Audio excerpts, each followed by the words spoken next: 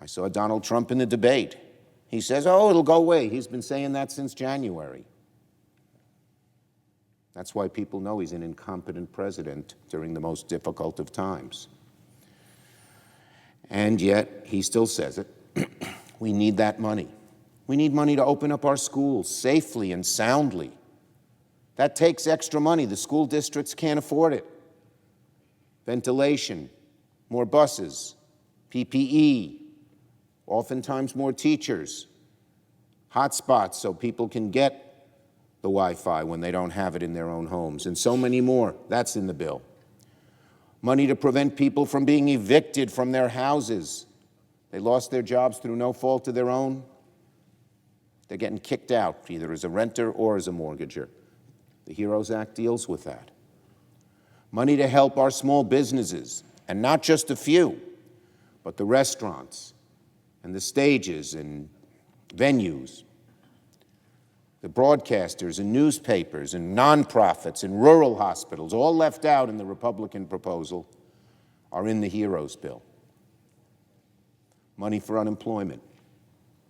The $600 pandemic unemployment kept 10 million people out of poverty and pumps money into the economy, as well as giving people who are not wealthy at all an ability to get by. That's in the HEROES bill. And there is so much more. Money to make sure our elections are guarded and safe. Provisions that allow the census to be counted in a fair way. All of that is in the HEROES bill. The American people so much want us to pass it. But Leader McConnell will not even put it on the floor for a debate. If Leader McConnell and his Republican majority have an ounce of concern for average American families, they would halt this sham Supreme Court process and join us in taking up the critical pieces of legislation which my colleagues and I will be putting on the floor all afternoon. In each case, we're not asking the Congress to pass it, the Senate to pass it. We're simply asking them to debate it. We're asking them to overrule Leader McConnell and put these bills on the floor and let there be a debate and let there be amendments.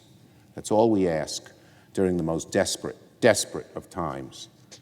All we ask is the ability to debate something that really matters to the American people, instead of rushing through a judge, Supreme Court nominee, when the American people want the decision made by them, not by Republican senators, not when her views only represent an extreme minority of the American people, her views on the key issues.